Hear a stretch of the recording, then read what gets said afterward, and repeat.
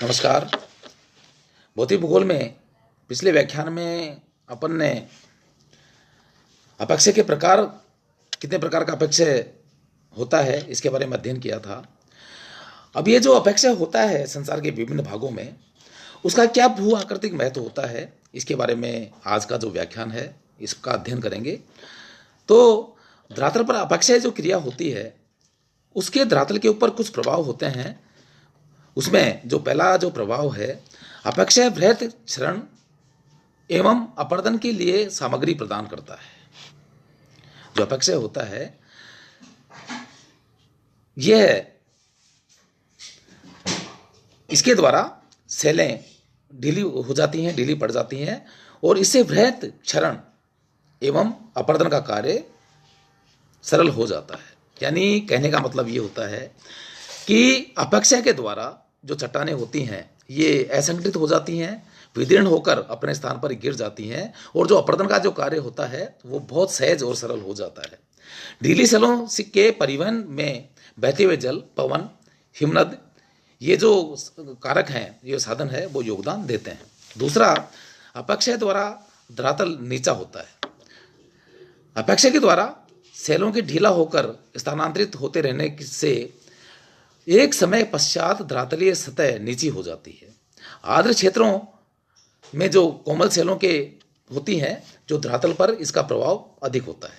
तीसरा, अपक्षय मिट्टियों के निर्माण में सहायक होता है।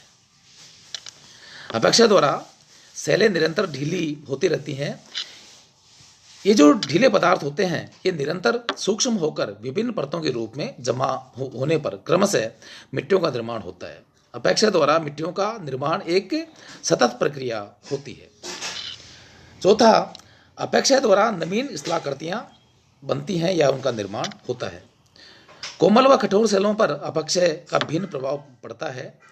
इसे विभेदी या वैशेषिक अपक्षय कहा जाता है। मरुस्थलों में ग्रेनाइट पर जल अपघटन की क्रिया के साथ ही कणदार विघटन एवं अपपतन होने के से गोलाश्म तथा सिक्रिकाएं बन जाती हैं। सूक्ष्म कणों वाली बेसाल्ट आग्नेय सेलों पर जल अपघटन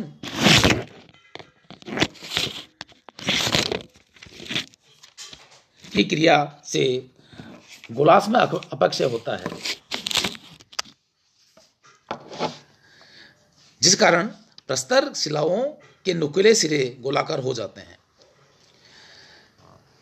आगे अपन लेंगे वृहत क्षरण यानी मास मूवमेंट। अपक्षय की विभिन्न क्रियाओं द्वारा धरातलीय सेलें ढीली पड़ती हैं। इससे उत्पन्न असंगठित पदार्थ को सेल, मलबा या आवरण प्रस्तर कहा जाता है। यह पदार्थ गुरुत्वाकर्षण द्वारा ढाल के नीचे की ओर खिसकता है या लुढ़कता है। इसे सरकाने में जल की अल्प मात्रा सहायक होती है, लेकिन वृहत क्षरण क्रिया में नदियों व हिमनदों द्वारा किए गए मलबा परिवहन को सम्मिलित नहीं किया जाता है। शैल खंडों के खिसकने में गुरुत्व प्रमुख प्रेरक होता है। भग्न शैलें या उनका चूर्ण उच्च ढालों से नीचे की ओर स्थानांतरित होता है और तलैटी में एक ढेर के रूप में एकत्रित हो जाता है, जिसे भग्नाश्म या राशि या टालस कहा जाता है। बड़े शिलाखंडों के ढेर शंकु के रूप में एकत्रित होकर टालस शंकु का निर्माण करते हैं। पदार्थ की गति एवं जल की मात्रा के आधार पर वृहत क्षरण को 3 भागों में बांटा गया है। पहला है मंद वाह या स्थानांतरण, दूसरा तीव्र वाह और तीसरा अति तीव्र वाह। पहला जो मंद वाह है या फ्लो है, जब भग्न शैल चूर्ण के जल की मात्रा बहुत कम होती है तो वह पदार्थ धीरे धीरे सरकता है। ये जो क्रिया होती है इसमें शैल सर्पण, मिट्टी सर्पण, टालस सर्पण तथा भूमि सर्पण, ये जो क्रियाएं हैं इनको सम्मिलित किया जाता है। ये क्रियाएं उपध्रुवीय अल्पाइन शीत प्रदान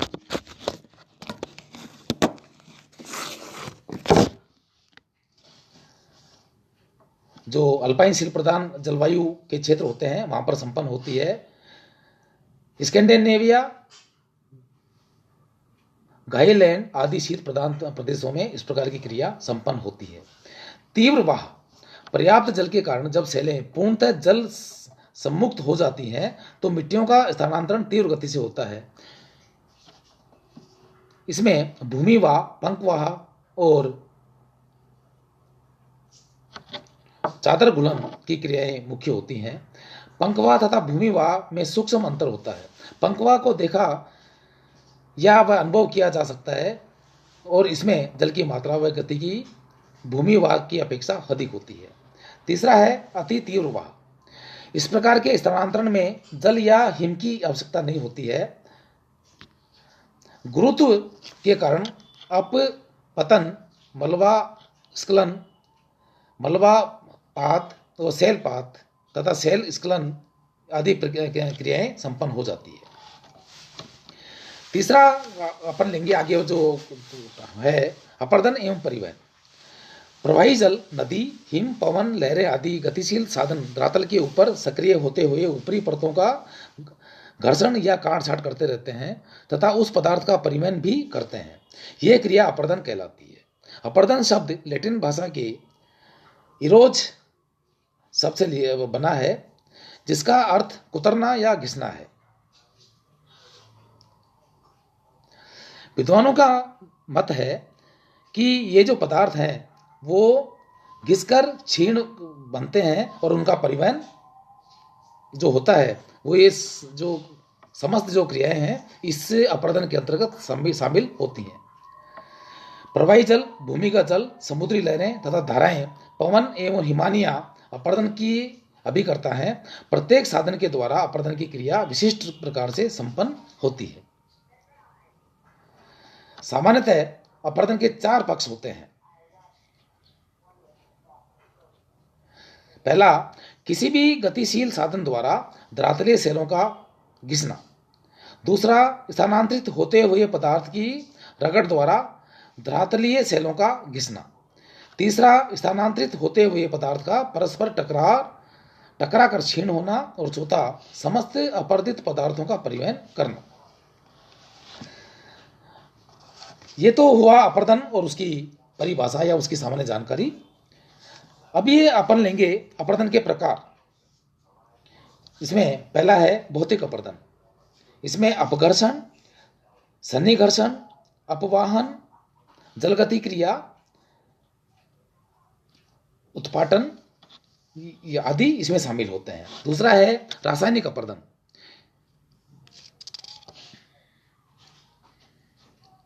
भौतिक अपरदन है, इसमें पहला है अपघर्षण। गतिशील साधनों के साथ विभिन्न आकार के शिलाखंड, गोलाश्म, कंकड़ आदि जो प्रवाहित होते हैं जिनसे छेदक यंत्र बन जाते हैं। इन पदार्थों से सशस्त्र होकर कोई भी गतिशील साधन जैसे जल है, हिम या पवन है, धरातलीय सेलों को घिसता, काटता और छांटता रहता है। इसे ही अपघर्षण कहा जाता है। दूसरा है सन्निघर्षण। गतिशील साधनों के साथ प्रवाहित पदार्थ परस्पर टकराकर या रगड़कर क्षीण पड़ते हैं। यह क्रिया सन्निघर्षण कहलाती है। तीसरा अपवाहन। शुष्क या अर्ध शुष्क प्रदेशों में पवन का कार्य प्रभावपूर्ण होता है। यह बारीक व ढीले रेत कणों को उड़ाकर दूर ले जाती है तथा मोटे पदार्थों को केवल धरातल के निकट घसीटती रहती है। पदार्थों के उड़ाकर ले जाने की क्रिया अपवाहन कहलाती है। जलगति क्रिया। बहते हुए जल द्वारा सेलों पर प्रहार होने पर सेलें यांत्रिक विधि द्वारा ढीली व खंडित हो जाती हैं। इसे जलगति क्रिया कहा जाता है। और अगला है उत्पाटन। हिमानी अपने मार्ग में पड़ने वाले शिलाखंडों को उखाड़कर अपने साथ प्रवाहित करती है। यह क्रिया उत्खनन की भांति होती है। इसे ही उत्पाटन कहा जाता है। अगला जो प्रकार है अपरदन का, रासायनिक अपरदन। संक्षारण यह जल की एक रासायनिक क्रिया है। इसमें 5 प्रक्रम सम्मिलित होते हैं: घुलन क्रिया, कार्बोनेटीकरण, जलयोजन, ऑक्सीकरण, जल अपघटन। ये जो क्रियाएं हैं इनके द्वारा चट्टानें मूलभूत खनिजों में परिवर्तन होती है और सेल कण ढीले पड़ जाते हैं। आज के व्याख्यान में अपन इतना ही लेंगे। कल के व्याख्यान में इसको टॉपिक को कंटिन्यू करेंगे। Thank you.